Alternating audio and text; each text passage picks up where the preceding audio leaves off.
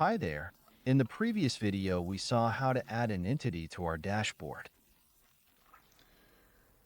Let's make a recap. An entity is a specific grouping of schemas, tables, and defined output preferences.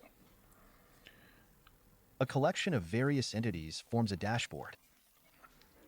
All the tables located within the various schemas that we will thoroughly define in our entity must consistently utilize the exact same date, time, and timestamp format to ensure uniformity and compatibility across the board. To handle multiple tables with different format of date, time, and timestamp, we need to create a new entity that effectively aligns these formats consistently. In the comprehensive entity configuration settings, we will clearly specify how to best convert date, time, and timestamp to significantly improve user understanding and overall clarity. All these operations must be performed by the system administrator. Let's clearly define and outline the essential properties of our specific entity in detail. I have added several entities in the meantime, and now I would like to enter this specific one. I will log in using the administrator username and password.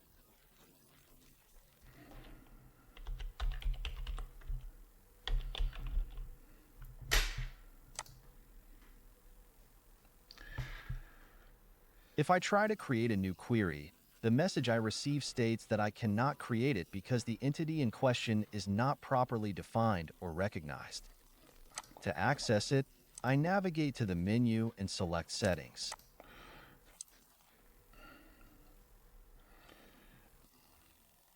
Here is the maximum number of rows that can be returned in the query result.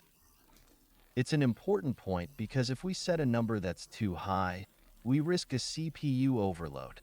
It's better to avoid that.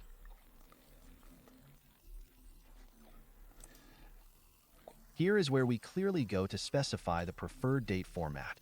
Let's assume that our date format for the database tables associated with this specific entity is century plus short year plus month plus day, which is presented without any separators.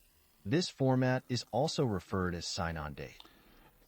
We aim to obtain this specific standard ISO format output clearly separated by a slash. We want to convert a time format from hours, minutes, and seconds without separators into the same format using colons. Thousand separator comma, decimal separator point. But we truly can change. Of course, we can't go through each point individually because doing so would likely result in an error. Regarding the automatic ISO date and time formatting, we will examine what additional requirements might be necessary later on.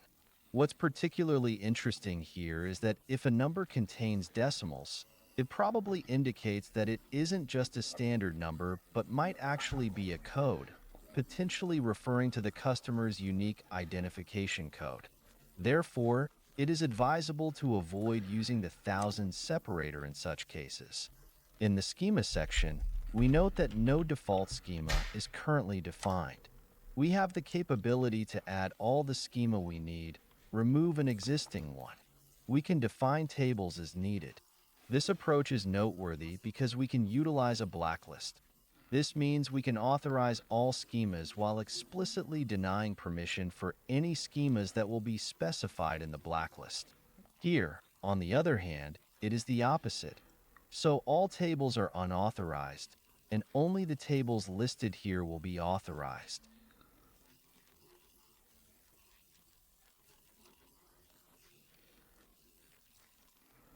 For the time being, I'll leave it like this.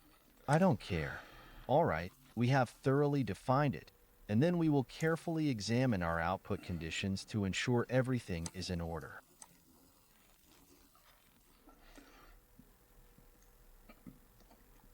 Now, as you see, I can create my new query. What we will see, however, in the next video. Thank you, and see you soon.